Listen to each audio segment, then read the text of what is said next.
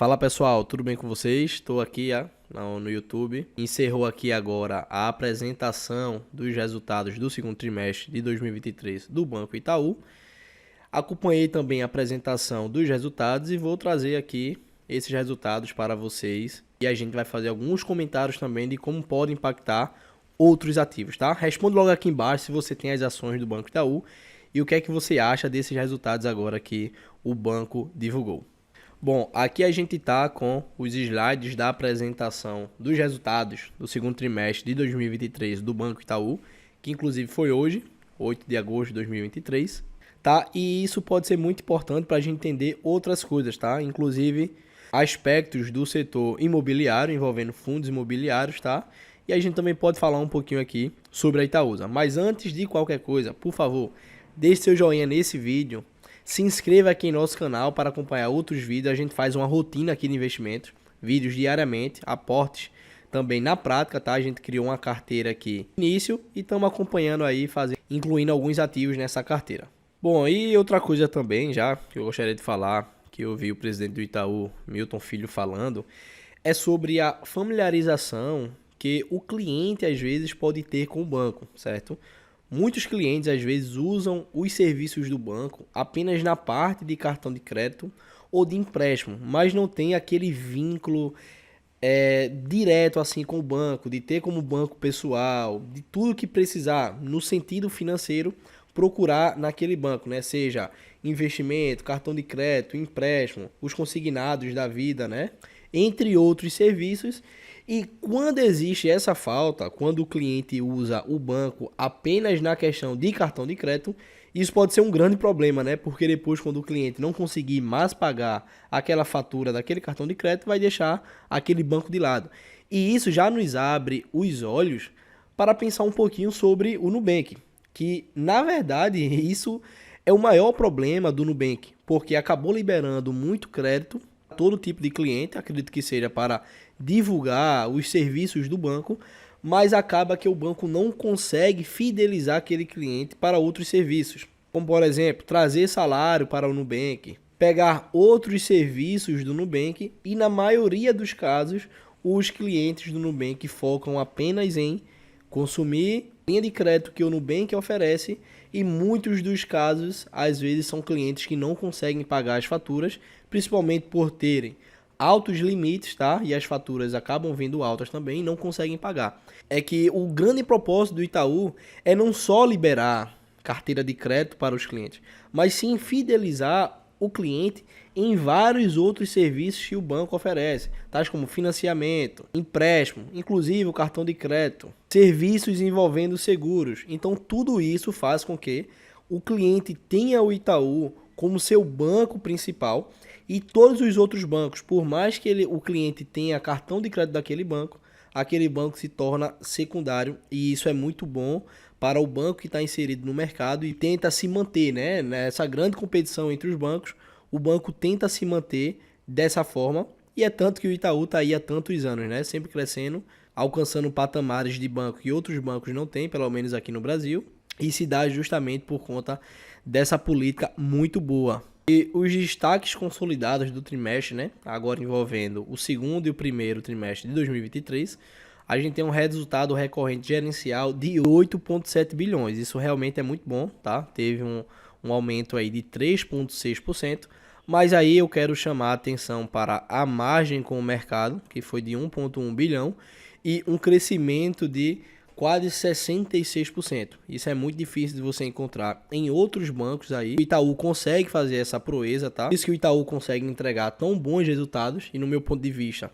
o Itaú só tá pecando no momento em não distribuir tantos dividendos, mas isso também tem a ver com as taxas de juros que podem ser boas para os bancos no curto prazo, tá?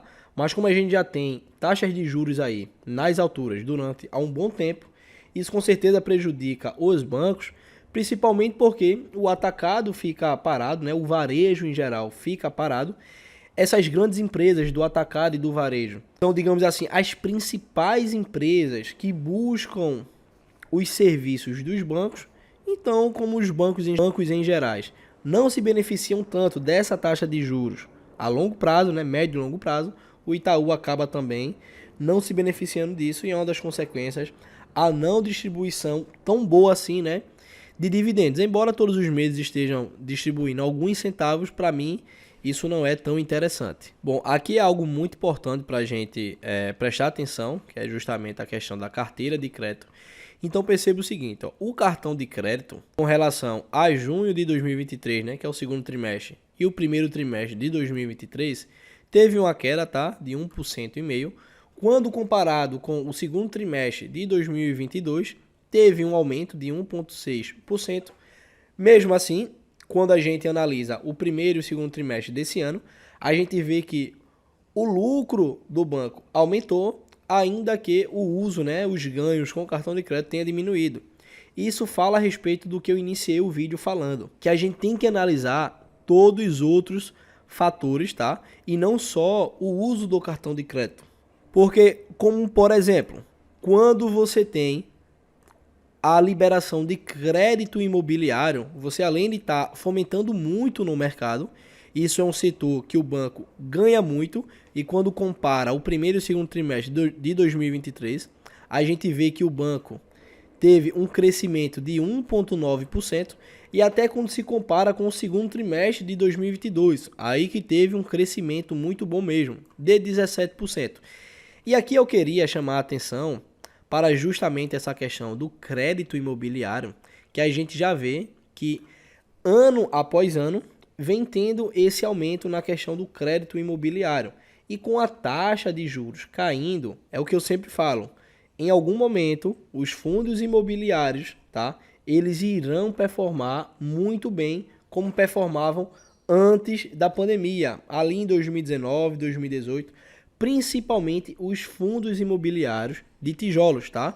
Porque com o incentivo da liberação de crédito imobiliário, não vou dizer bem incentivo, né? Mas a maior facilidade, porque a taxa de juros reduzindo, muitos fundos imobiliários vão solicitar esses créditos, fazer aluguéis, criar novos galpões, criar novos edifícios e com isso aumentar os seus lucros, né? Outro fator também que me deixa bastante otimista com o Banco Itaú é justamente carteira de crédito envolvendo micro, pequenas e médias empresas e um ponto particular aqui para as grandes empresas, que com relação a esse ano, tá, o primeiro trimestre, teve um aumento, com relação ao segundo trimestre de 2022 também teve um aumento de 5,4%. Além dessas questões dos fundos imobiliários que eu falei, tem também a Itaúsa. A Itaúsa, como a gente bem sabe, o portfólio dela é dominado pelo Banco Itaú.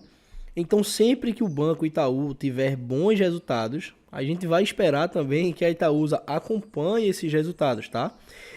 E um dos pontos de eu não preferir investir no Itaú e preferir investir na Itaúsa, um percentual de benesses, digamos assim, muito parecido com o que o Itaú se beneficia. Além disso, tem uma margem muito grande para outras empresas da sua carteira crescer, como por exemplo, a Alpargata, a Dexco, tá? E também XP, mas na questão da XP, eu acho que existe uma margem maior para essas duas empresas aqui entregar melhores resultados à Itaúsa. Mas de todo jeito a gente não pode desconsiderar que o Itaú é sem dúvida a grande mina de ouro da Itaúsa, ok? Então isso é um ponto para a gente ficar de olho. Sempre olhar os resultados do Itaú, lógico, né? Para quem gosta de investir na Itaúsa, olhar os resultados do Itaú, pensando como isso pode beneficiar a Itaúsa. E na carteira aqui do canal, como eu já falei, quando chegar em R$5.000 eu vou adicionar novos ativos.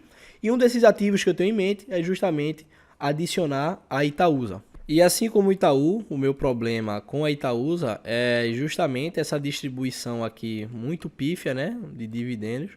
Poucos centavos a empresa vem distribuindo todos os meses. Isso daqui é a distribuição da Itaúsa. A distribuição do Itaú também aparenta ser bem pior, tá? Na casa dos 5% nos últimos 12 meses. Itaúsa cerca de 6% nos últimos 12 meses.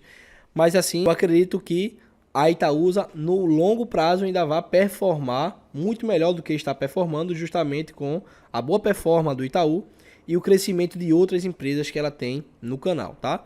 Pessoal, espero que vocês tenham gostado desse vídeo, uma análise rápida aí dos resultados do Itaú e como isso pode impactar outros ativos. Se gostou desse joinha, se inscreva no canal aqui para nos ajudar, tá bom? Então é isso, falou, tamo junto.